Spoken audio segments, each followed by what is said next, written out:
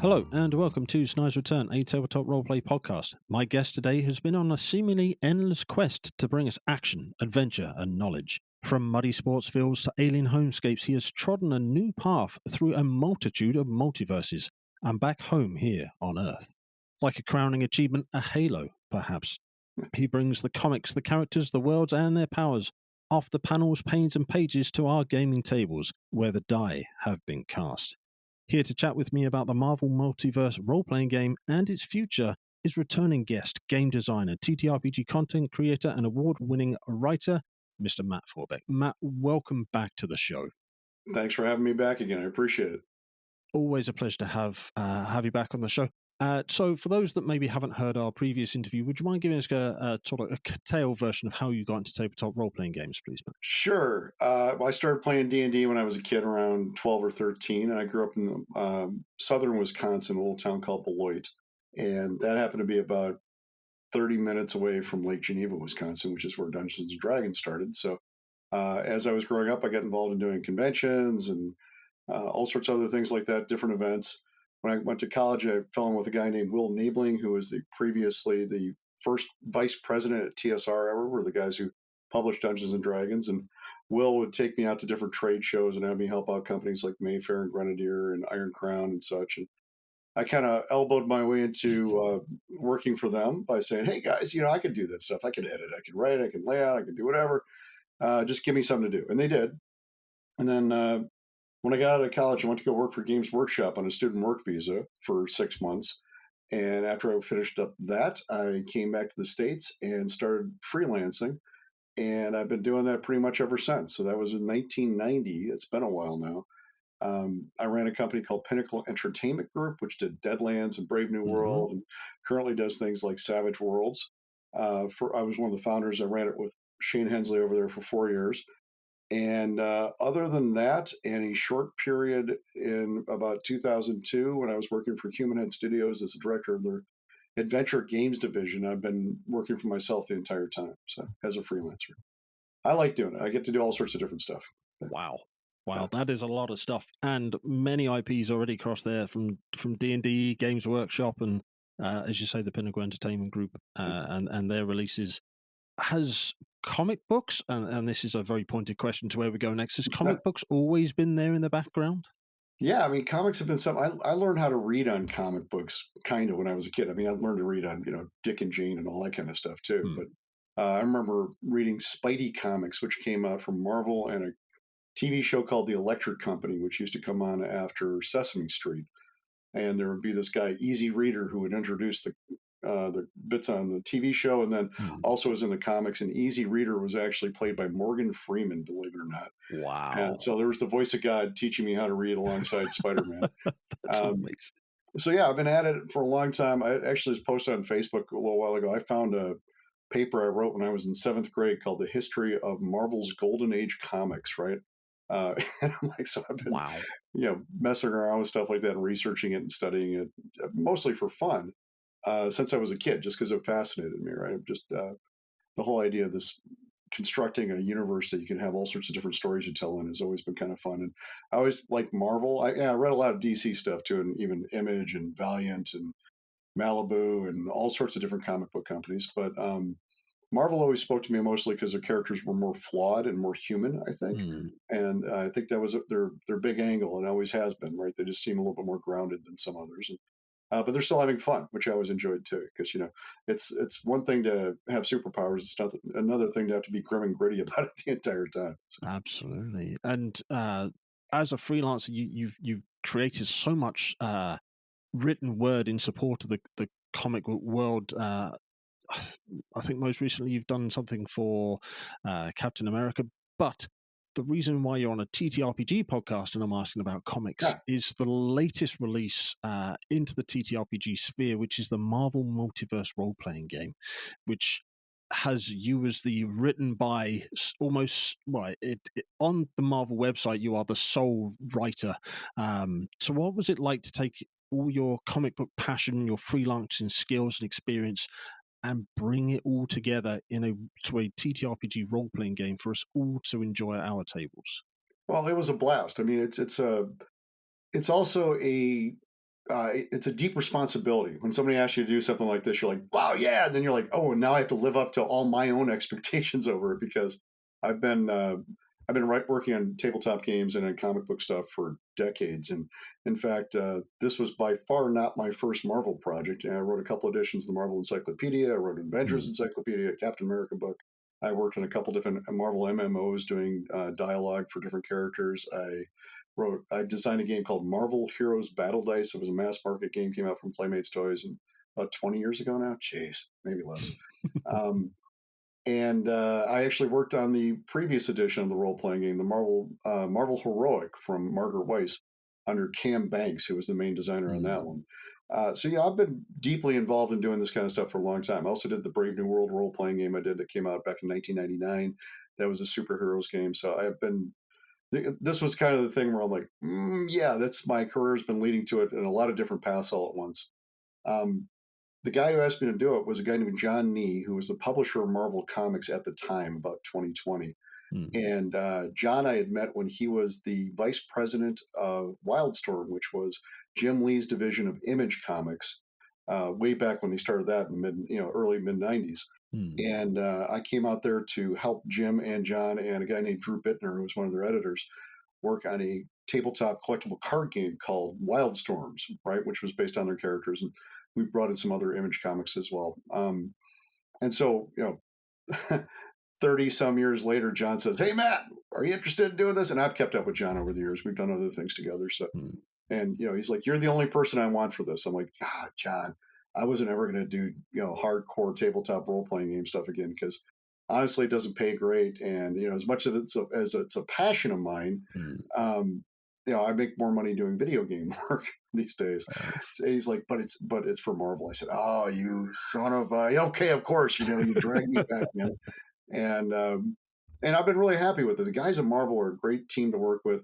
I know it's got my name on the cover and as the lead writer, but there's three guys at the company. There's CJ Cervantes, Brian Overton, and Amir Osman who have been working with me since day one on this stuff, mm. and just really had an incredible amount of feedback and making sure that I'm making a game that we can all be proud of that is not just for gamers but for people who are Marvel fans who are game curious too, right? Yeah, Um, absolutely. and also my son, Marty, who's my eldest son, he's 24 and he's married and off in Appleton, Wisconsin nowadays. He actually wrote all the different profiles for the game and built all the characters for the game. So, Wow. I designed the basic system and he helped me out. He's a great sounding board through a lot of that stuff too. And it's just been a treat working with him. And it's not the first project we've done together, but it's probably the biggest one we've done together. And Mm. so I've been really happy to have basically the five of us working on the game together. I'm the lead writer, but I'm just standing on their shoulders, and we're all standing on the shoulders of giants before us. So the kind of support you really can't buy. It's just been fantastic to, honestly, from day one, been fantastic working with these guys, and I've been really thrilled about it. I can imagine. So, it's tabletop role playing game. It has Marvel. It has the word multiverse in it. And Right. I'm sure that's probably grabbed several people from several demographics sort of drawn in. So when someone purchases the book, you can pick it up from Marvel Direct, Amazon, and most good retailers support your friendly local game store if it's being stocked there, of course. What do we expect to find within the core rulebook released earlier this month at time of recording? Yeah, it came out August 1st or 2nd, depending if you're a bookstore or comic book store. Hmm. New comic book day is the Wednesday, and new book day is on Tuesday. So we debut in different markets on different days. But Nice. so it's not even a month old. What you get in it is it's a 320-page hardcover book, full colored, glossy, amazing artwork throughout it. We have a brand new cover, and the headers for each chapter are brand new artwork. But then we also get to draw upon 80 years of some of the most incredible comic book artwork ever created. So Hmm. there's just so much to play with there and so much fun. In the book, you also get 130 pre-made character profiles for both heroes and villains. So if you want to play Spider-Man or Captain America or Miles Morales or whoever you want to play, Thor, whatever, you can just grab a character and go and start playing, without any kind of prep at all, really. But if you want to, there's also character creation rules in there, so you can play, you create your own characters, do whichever you want, play them alongside them, fight Doctor Doom, whoever the hell else you Hmm. want to fight, and have a good time doing it. So it's full character creation rules, full combat rules, full stats, everything else you would need to play the game. all you really need to play the game are the core rulebook, a pencil, and some dice. And all you really need for that are three six-sided dice for this new game system we have called the D616 system, where I can explain it to you in depth if you're interested. But it's basically you just steal some dice from your Yahtzee set and off you go. So again, we tried to make it something that was really accessible to people who there's a lot of D&D players out there who I'm hoping will check this game out too. But there are a lot of Marvel fans who maybe look at the D&D stuff and go, I don't know, maybe pointy ears are not my thing. Mm. But guys in capes and shields and such certainly are, and masks. So hopefully they'll pick the game up. And we want to gear it so that you could teach people at any level really to play the game, but also at enough depth that a hardcore gamer, a grognard like myself, could sit down and have a ton of fun with it as well. So. So, without sort of digging too deep into the 616 system, a brief overview. But why 616? What's the touchstone there for those who aren't in the Yeah, know? well, if you're a Marvel fan, you recognize the 616 is the comic book universe for Marvel is Earth 616, right? Which was actually a joke that Alan Moore made up many, many years ago when he was trying to riff off the fact that DC's main universe was Earth 1 and their Mm. Golden Age universe was Earth 2 because those were obviously the most important universes, right? Because 1 and 2. And he's like, Marvel Earth 616, who the heck knows? And so, we try not to take that stuff too seriously. You're part of a multiverse. In fact, when you play the game, every time you sit down and play the game or have your own campaign, that is an actual multiverse you're creating. One of the Marvel multiverses you're playing in, that's all your own. And you get to do Mm. whatever you want with it. Establish your own continuity, have your own characters, mess things up as much as you want to. And then if you want to travel to another one and have multiversal adventures, you're more than welcome to do that too. When we came up with the title, they actually asked me to pitch a bunch of titles. And I said, what about Marvel Multiverse? And I was just riffing, this is a few years ago, off the original Marvel Universe game that came out in 2001, which was Mm. the third role playing game for Marvel. And they're like, Marvel Multiverse. Yeah, go with that. And I'm like, I had no idea. Well, they're like, Ah, they're like, yeah, that seems like that might resonate. I'm like, okay, good, that's good. But yeah, you'll have a chance to sit down and play the game. It's easy, it's fun. There's lots of different ways to play with it. You can play theater of the mind. You can play with miniatures. You can play on a map. You can play without a map. You can play on a virtual tabletop. Roll mm. 20 is doing a great job with that. They got a new character creator that came out for it. You don't even have to have a membership in Roll 20 to be able to use. And then Demiplane is also doing electronic edition. And then there's also a Kindle version. No Wow. PDFs yet. We have a lot of people asking for PDFs, and I wish we could. I hope we will at some point. But Marvel has been traditionally against doing PDFs for their comic books. So trying to Mm. convince them that doing a PDF for a role playing game is a bit of a lift, and hopefully we'll get them there. They're pretty excited about the game so far.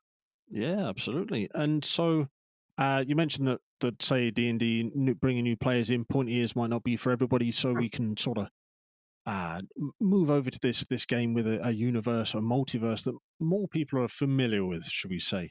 When it comes to the breakdown of the stats, the sort of the core mechanic behind the core mechanic, as it were, how does it break down? Many people are familiar with the standard stat outlay of say D&D, for example, Right. or other tabletop games. How does this game sort of differentiate itself in that Right. We respect? have melee, agility, resilience, vigilance, ego, and logic.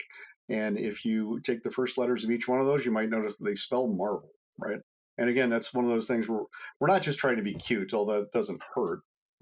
We're trying to make it easy for people to remember, right? So you can Hmm. actually say, "Oh, I know they go in Marvel order, so easy enough. Here they go." The first two are your physical stats that you use for attacking. They're either close combat or range combat. Resilience is your next physical stat that actually determines how many health points you have or physical hit points. Vigilance is your mental hit points. It comes up with your focus. You derive it from that. Then we have ego and logic. Ego is attacking with magic or powers of will, and then logic is attacking with telepathy and telekinesis, things like that, right? And they also have secondary things you can do with them as well. Like Hmm. logic, obviously, is a little bit about how smart you are, but it's really about how well you can use these things, right? We didn't really want to go in and say, well, if you got a melee of this, you can lift 3 tons, or you can think 12 times faster than somebody else, mostly because a lot of that starts feeling very artificial after a certain point. And Hmm. yeah, I'm a diehard comic book fan too. So I remember, Spider-Man lifts 10 tons. I'm like, yeah, that's cool. You can see him picking up everybody else in the comics. But on the other hand, when I think that for most players, that gets in the way of what they want to do because they start thinking about, okay, can I lift this car, or can I Yeah. lift a truck, or can I lift a semi truck, or can I lift a mountain? And like, well, sure, we'll have some ideas here for you, but we're not going to pin it down to where you have to actually break out your calculator and do the math, right? Most of the math in the game, the playtest edition we came out with in April of last year was Mm. fairly math heavy. This version is slimmed down as much as we could. So you might have to do a little bit of double digit math when you're trying to do health and focus points. But when you're playing the game, most of the time, you only have to do like single digit math, or single digit addition and subtraction and multiplication. So it works out pretty well. Sounds great to me. Yeah. Absolutely. And so, when you're putting the core rulebook together, who was the Marvel hero, heroine, a personality that you were most excited to sort of bring into the core rulebook? Well, it's probably not a coincidence that the example character is Spider Man, because I grew up loving Spider Man comics. I love Miles Morales as well, but I grew up Mm, reading Peter Parker. And so Peter is our main character we have for the examples throughout much of the book. And that's mostly because I've read, 40, 50 years, 60 years now of Spider Man comics. wow. And, again, written all sorts of stuff for Spider Man over the years. So for me, that's always been my main character, right? Although having written a Captain America book based on Steve Rogers, etc., that was I really fell in love with those characters as well. That whole Mm. milieu of Captain America characters, especially Steve Rogers. So there are so many different great characters in Marvel too. I mean, everybody's got their own one that they're going to identify with. Especially nowadays, they've gone out of their way to really bring in a lot of diverse voices and diverse perspectives. And if you read the voices, the Marvel Voices series that come out, a lot of those are not just one-offs; they're actually being integrated deeply into the Marvel universe, as in New Mutants and such. I'm working on an X-Men book right now, and I'm reading a lot of that stuff, and it's just been fun to see it all come to life and see so many different types of people and kinds of people, and I'm enjoying it. I was going to say, so at the moment, at time of recording, you can pick up the core rule book from many retailers, Kindle or hard copy it, as mentioned at this time. But already on the Marvel page, and you've alluded to there yourself, there are already expansions and an sort of a 6 book adventure. Um, is it no surprise that one of the first expansions coming for the book is effectively the Spider Verse? Um, Well, yeah, we try to do what people like. I mean, obviously, the easy thing to do would have been doing an Avengers book, but we put that hmm, off for a while. Mostly because I think people have got plenty of Avengers in their head already, and if we're going to explain stuff to people, let's do stuff that's a little bit more fresh for the larger part of the audience. So, like X Men, even though they have um, a huge history that goes back forever, 60 some years, to a lot of the Marvel movie going public, the MCU fans, they're going to be fresh as they start getting integrated into things, right? So, hmm, plus, I mean, man, there's so much you can do with the Marvel teams that come out of the X Men, and so the X Men book is more of a team based book. It has some new rules for how to deal with things like that, and how to create teams, how to riff off teams, how to work together with other teams. And when you're talking about role playing with a group, a team is a really fun thing to contemplate and to build something around. So that's going to be the first one. Well, let me backtrack. There's actually an adventure book that comes out in November called The Cataclysm of Kang. And that's actually got 6 different adventures packed into 256-page hardcover book. wow. Um, and that in the game, you have 6 ranks. You have different ranks of powers. So rank 1 is like a shield agent. Rank 2 is Daredevil. Rank 3 is Spider-Man Miles Morales. Rank 4 is like Wolverine. You keep going up, Thor, and then you get to Captain Marvel at the top, or the Silver Surfer. And so there's an adventure for each rank. So if you wanted to actually start out with an origin story and you work your way up to being a cosmic powered character, you certainly could. Or you can just take the characters that we recommend for you and say, hey, you can play them this way. Or you can come up with your own characters for each rank, or you can play them in any order you want to. We've got all sorts of different advice and uh, uh, ways that you can manage to pull these things off. Hmm. Like, hey, if you want to play the epic adventure first, then do the other ones as flashbacks, go ahead, right?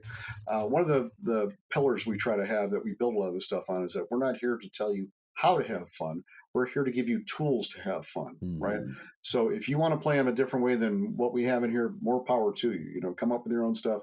House rule everything as much as you like, and we're just going to try to make it as easy on you as we humanly can. And with the Cataclysm of Kang that you mentioned, the adventure book, you have alongside you as writers some incredible talent, well known within the TTRPG sphere, and some newer entries, shall we say? B. Dave Walters, Elisa Teague. So B. Dave's done D&D stuff amongst others. Elisa Teague's done stuff with Renegade for the Transformers and Power Yep. and all that, those sort of amazing IPs and stuff that's out there. And then just towards the end, I see a familiar looking name, Marty.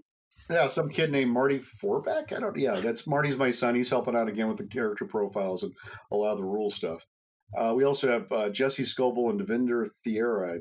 Thierry, I think it's pronounced. I've never met Devinder. We just call him Devinder when we well, we met via Zoom and such. But Hmm. Jesse and Dev have been doing the. They did chapters 2 and 3 together and worked on those.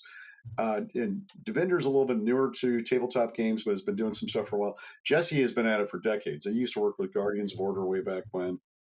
He actually was the lead on the Authority role playing game, of which I wrote a chapter for him 20 Hmm. some years ago, and has been doing some great stuff ever since then. He was recently one of the lead writers for Assassin's Creed and was working with Ubisoft in Montreal, Wow. I believe, for quite some time. He's working in another company right now and doing some great stuff there too. But he's an old friend of mine. We've been doing this stuff for a long time. So Devinder's probably the newest one there, just this, besides Marty. And B Dave, B Dave he's really only been on the scene for like 5 years, but man, he really stormed it, right? He does some great Hmm. stuff. B Dave and Elisa were actually part of our. We did some private play testing last year at Comic Con with a bunch of people in live play uh, in a private room. And B Dave and Elisa were part of that crew that came in and helped us break the game and rebuild it. So we're really happy to have the chance to bring them on to help out with that stuff too. That's amazing. So, with the core rulebook available now, people, as I've said before, can go and pick it up and find it. When are we expecting these future releases? And obviously, the downstream program that you mentioned, that possible Avengers book, sort of down the pipeline and things like that. When can we start sort of picking up these supplements for the game? Well, the Cataclysm Mechanic comes out in November. The X-Men book will come out early in 2024. And the Spider-Verse book, which is the other book that's been announced so far, will come out in late 2024. After that, nothing's been announced. We have lots and lots of different ideas. We're working on different things with different people, including directly with Marvel. I'm a freelancer for Marvel. I mean, there's most of the other guys I mentioned. There are, CJ and Amir and Brian Hmm. all work inside the company, and they're basically my team there. But I work freelance with them, as does my son Marty and the rest of the people we hire. So we, like I say, we have a bunch of different ideas of things that are coming up. Not all of which we're at liberty to announce at the moment, but um, I know that, for instance, there's the Roll20 has got an adventure that Eddie Webb wrote for it that you can now pick up to play there, and that might come out in a different format as well at some point in the future. But currently, it's Hmm. there. And we also licensed accessories to CMON, which is a great miniatures company.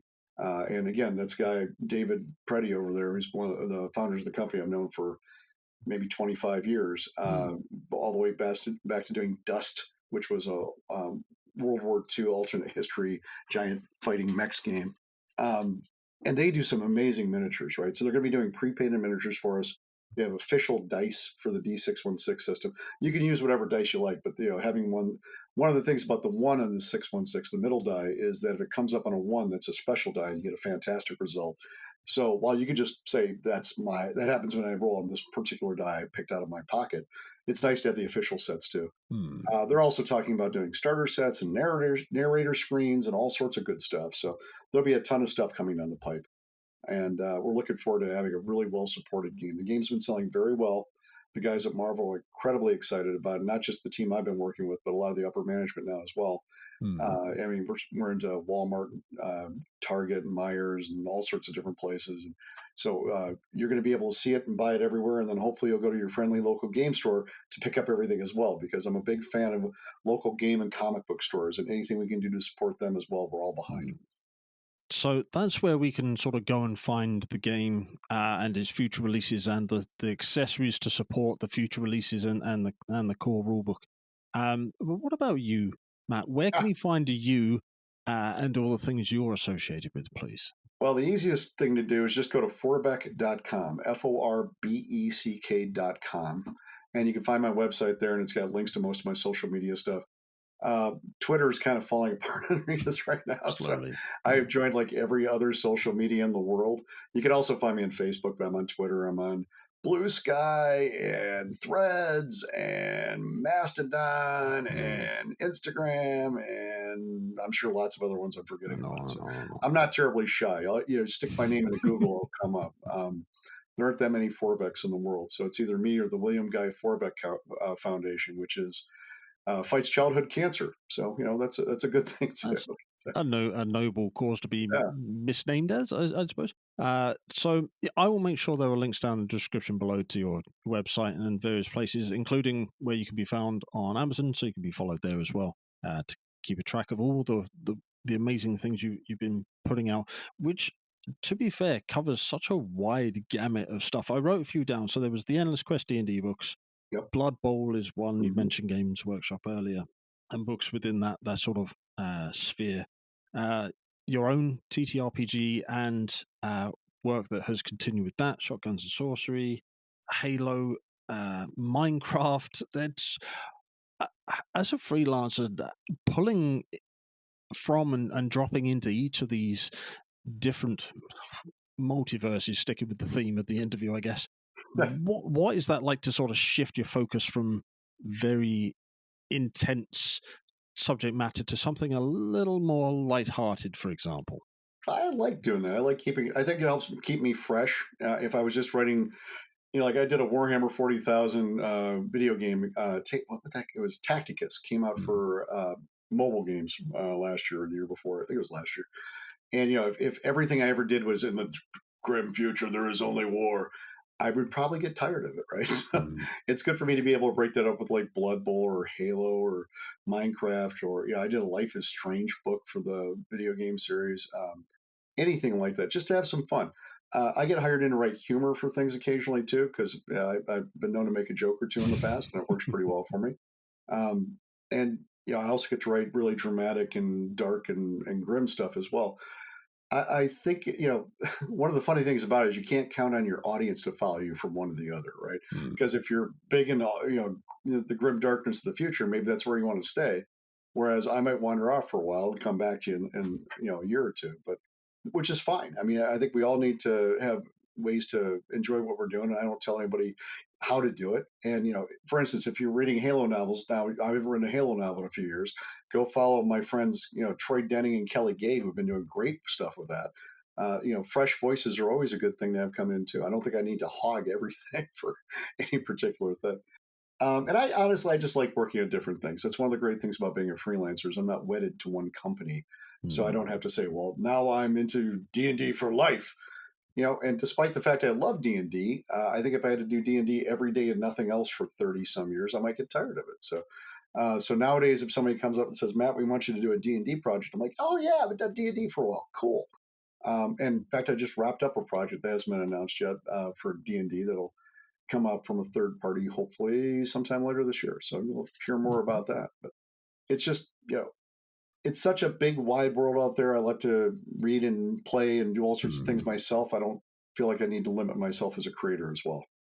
No, not at all. So, of the things you can talk about, projects, your current projects and future projects you can discuss, where is your creative path sort of or journey sort of taking you next, now and next? Well, the biggest thing is writing more for Marvel. There's a huge demand for more stuff from Marvel, Makes and sense. honestly, it's a struggle to keep up with it sometimes. I love these guys, but the fans are like, what about this? What about that? We're like, oh yeah, we could do all that stuff too. We had somebody ask us, where's the Ultimate Powers book? I'm like, man, because there was an Ultimate Powers book for the original 1984 edition of the game. I'm like, that Mm. came out years after the game came out, guys, because they were able to collate all this stuff. Got to give us some time to catch up to that. Mm. Um, and who knows? I mean, at some point there probably will be an Ultimate Powers book and an Ultimate Gadgets book and whatever else. But meanwhile, we have to actually still, design a lot of that stuff. It's not like it's just in a warehouse where we're just eking it out a little bit at a time to Yeah. people. Um, so most of it's going to Marvel. What else am I doing right now? I got something I can't talk to you about, and another thing I can't talk to you about. I'm writing a comic book or graphic novel for a video game that hasn't been announced yet. Oh, the game's been announced, but the fact I'm writing the comic book has not been announced. I'm working on another thing I can't talk about. It's a game, another game book, like a choose your own adventure book with dice for a fairly popular property that people will recognize immediately when it comes out. Meanwhile, I'm just writing whatever the heck comes to my mind. I also have some fiction I'm trying to get back to. I got a novel that I've owed Tor Forge for endless years, Mm. which I'm hoping to get back to any minute now. We'll see how that goes. But it's tough when somebody you're like, oh, I got this original novel. I sold it to the company on a pitch. I need to sit down and write it. And then things happen and they're like, oh, take your time. And I'm like, man, never tell a freelancer to take their time because it's just never going to happen then. And, Mm. and then somebody says, well, what about Halo? I'm like, oh, yeah, I like Halo. What about Marvel? Oh, yeah, I like Marvel. And then you get distracted by the shiny constantly. I Yeah. mean, I wrote a leverage TV novel, or a novel for the leverage TV show for Yeah. fun. I actually helped set that up. My friend John Rogers was the guy who was one of the creators of the TV show. And I had met John before he sold the show at Comic Con, and I said, "Hey, you should find somebody to write novels for that." He's like, "Do you know any editors?" I'm like, "Yeah." So I gave him a list to his assistant producer, and like 2 years later, they write me and say, "Are you interested in writing one of these?" I'm like, "Ah, I'm so busy, but oh, yes, I really like the show, and this is going to be fun." So I did it. So it's a good problem to have. I generally don't have to go looking for work these days. People find me, which is wonderful, right? It ends up being a lot coming at you at once sometimes. Mm. A couple years ago, I was mostly doing video games. I did Hard West 2, which came out from this Polish company. It was an amazing game that I worked on. It was a lot of fun. I got to voice direct people like Kevin Conroy, right, Wow. for the voiceovers. And I also worked on a game called Biomutant that came out from well, Embracer now is what it's owned by, but that's my buddy Stefan Lundquist, who was the main creator on the game. And Stefan hired me in because I had worked on Mutant Chronicles games with him for tabletop stuff back in the Yeah. early '90s, right? So it's just when you start learning, you build a reputation, you have friends you can trust who you know are going to treat you right. You always end up working together with them again because it's just so Mm. easy and fun. No, that's so. I mean, wow. There is so much there going on, so much that, as you mentioned, you can't discuss. But the fact that it exists and you can't discuss it, just It's a good is thing. just There's this it's. thing. I mean, probably most people, and I'm sure you've heard of this, but most people probably don't know what a non-disclosure agreement is. But it Mm. means that when you sign a contract, there's usually an NDA in it. That means you're not allowed to talk about this until it's been announced, right? And the reason is because whoever is publishing or whatever, their PR company, their PR department wants to have control over that. They don't want you talking out of school before they're ready to talk about it. So if Mm. I say I'm working on, I'm writing the next Star Wars movie. I'm not writing the next Star Wars movie, by the way. And if I was to say that, then Lucasfilm's PR department would get pelted by people demanding to know Yeah. more. Um, so I say something like that because that's probably the most outlandish thing that could possibly happen. I can't imagine that happening. But um, so you labor under these things for a long time, sometimes for years. I mean, I was working on the Marvel game for probably a year and a half before it was announced, maybe longer. And Mm. it was probably about 3 years between when I first started on it and when the final book came out. So you have to say, well, leave me alone while I focus on this, and that's okay because honestly, while the doing media like this, from doing interviews is fun, and going to different conventions is fun, and meeting fans and playing games is fun. That's actually not the work, right? The work is actually sitting down and putting your butt in a chair and making things up for a living. Mm. And if you don't do the first part, you don't get to do the second part. So, I mean, that's fair. That's fair. yeah, And with all this work, the stuff that we can talk about, the stuff we have talked about, the exciting Marvel Multiverse role playing game that we can now enjoy long into the yeah, future as things keep coming out, and your own works that you've previously released and are sort of working on and building stuff down that production pipeline. Um, do you get downtime, time to relax? Because it sounds like there Excuse me was while I work. cough out the bronchitis I'm fighting right now. Yeah. um, Yeah, I do get some downtime, but I mean, like this summer, I went to Comic Con with Marvel to help push the game, and then I took a week off. Went to a cabin in the woods, where my wife's family owns, and has been up Mm. there in the Upper Peninsula of Michigan for 50 some years. And now we're a part of it now and having a great time up there. And I've been going there for 30 some years myself, 35 years, something like that. And got to go up there with my wife and the kids, and we had a great time. And even then, I still work while I'm there. I have a little office I set up at a picnic table inside a screen house so that the mosquitoes don't carry me away. Mm. And I'll work until my battery goes dead, and then I'll go jump in the lake. And then I came back and I had 2 days at home to do laundry, and then I went off to Gen Con, and I came back and I'm like, oh, now I'm going to cough my lungs out. So fortunately, it wasn't COVID, but it's okay. Yeah, but I try to have downtime. I mean, I spend most of my downtime with my wife and kids, trying to Mm. enjoy them. My kids are now all adults. Marty has moved out and is living in Appleton, a couple hours away from me. The rest of my kids are quadruplets, right? We had all four of them born at once, and they're 21 years old now, Wow. and mostly in college. But when they come home, I want to make sure that I spend as much time with them as I can because Mm. I know that pretty soon we're all going to be splitting up into different areas, and who knows where we're all going to be in a few years. We took a long trip to Ecuador earlier this year because one of my sons, Kenny, took a term abroad to Ecuador. And so we as a family went down to go pick him up. And there was our entire group, plus my daughter in law, plus my brother in law and his fiance. So there were 10 of us running around Ecuador and then a Wow. couple days in Panama. And we had a ball, and I didn't work a damn Mm. bit. So, you know, Sounds uh, amazing. Sounds I like think an adventure all on its you need own. to figure out how to be where you are, right? And that's Mm. a tough thing for freelancers to know is just to say, I'm going to be here. And when I'm working, I'm at my work. When I'm at play, I'm at my play. When I'm with my family, I'm with my family. Uh, just because if you try to let them cross over too much, you tend to let one of them take over, right? And you can't do that. I would be happy to let my family and play take over, but I still have to feed everybody too, or help feed everybody. So, I mean, that's I fair. do this for living. It's not just I'm not independently wealthy, so I have to keep typing. So, Fair enough. And so we can support you to keep typing and support the fantastic products that you are created, have contributed to. I'll put it sure. in three different ways.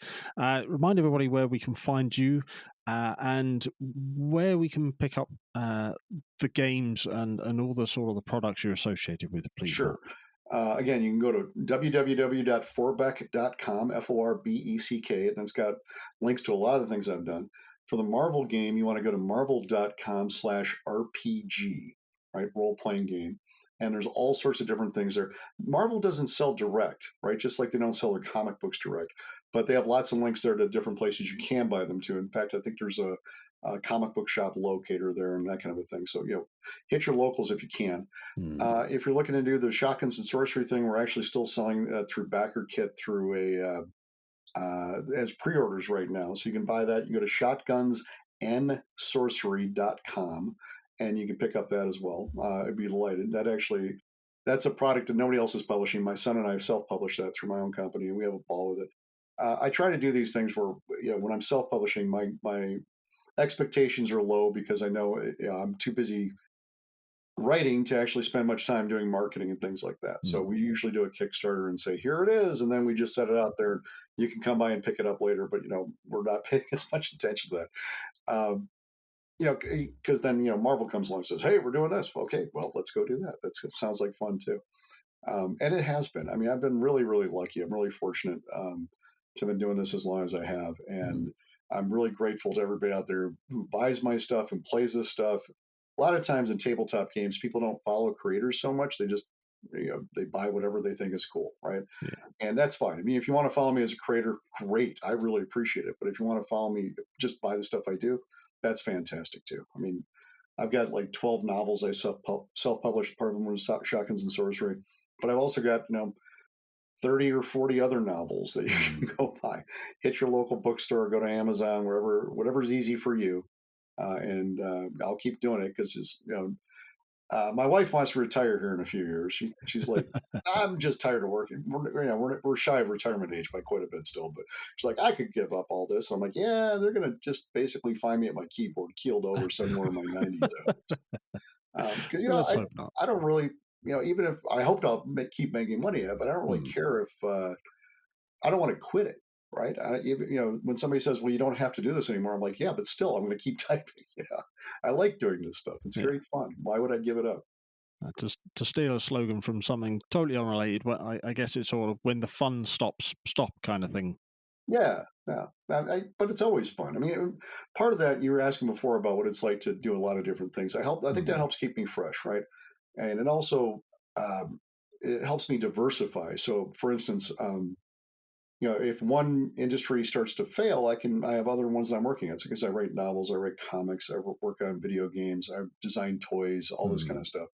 And the toy industry went belly up for freelance work in 2008 during the financial crisis. And I'm like, oh, what do I do? I'm like, well, I guess I'm writing more novels now.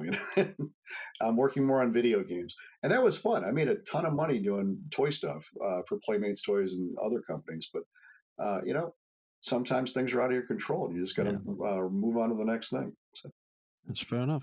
Matt, we've covered a lot, primarily focused around the the new TTRPG, the Marvel Multiverse role playing game. But coming to this sort of stage of the interview, is there anything that we haven't spoken about that you want to sort of bring up just here towards the end? no, I think we covered a lot of good stuff. You asked a lot of great questions. That helps a lot. And I tend to Thank you. ramble, so I'm sure I covered stuff I didn't even intend to. Um, yeah, I'd say folks go out there and have fun. If you want to try the Marvel RPG, we'd be grateful to have you try it. It's a game that we designed for two different audiences. One of which is, D&D players who like Marvel, right? So it's not a 5e clone. It's very much not anything like that. Hmm, But it uses a lot of the same vocabulary. So if you understand how to play D&D, you will feel very comfortable moving into the Marvel game, right? It's not a large stretch. It's not too squishy or foofy. You'll say, okay, this is my thing, and I get this. I grok this right away. hmm, We also designed it for Marvel fans who are RPG curious. So if you've never wanted to play a role playing game before, or again, if you thought, oh, that kind of looks cool, but I don't know about those funky dice or whatever else you're playing with, hmm, now you can come over and play with masks and capes and such instead, and we'll try to have as much fun with you as we possibly can. Just give it a shot. Man, I've had such a ball playing this game. I've run the Marvel game, dozens of times, scores of hmm. times. I'm not quite in the hundreds yet, maybe, but I probably will be soon. And it's always fun just to see how every group I play with tackles a problem differently. Right? I've run the basic playtest adventure probably 50 times now, Wow. and every time I run it, the people I play with are doing a different thing. I'm like, I didn't think of that. What the heck? Hmm, That's interesting. And that I think is what makes tabletop games exciting because you're not just doing the same thing over and over. I can run the same adventure that many times and still be entertained by the different people I'm playing with. That's kind of magic, right? So come join us for the magic if you can. absolutely. Get around the physical table or the virtual table and enjoy what the Marvel Multiverse RPG has to offer. Matt, it's been such a pleasure to get you back on the show. It's always so inspiring to sort of listen to you and all the great things you're doing and you're involved with. So thank you so much for coming back and joining me Oh, again. thanks for having me on. I'd be happy to come back anytime. It's always a pleasure. I will definitely be inviting you back in the future. Thank you, Matt, so much. Thank you for listening. If you'd like to learn more about the show, then go to www.snydersreturn.squarespace.com. Alternatively, you can find us over on Twitter @ReturnSnyder. We have a Linktree link in the description of this episode. And if you want to support us, come and join us over on Patreon, and we also have a Discord server. Please leave us a review because we'd love to learn how to improve the channel and provide better content out for those who are listening. Until we speak again, thank you.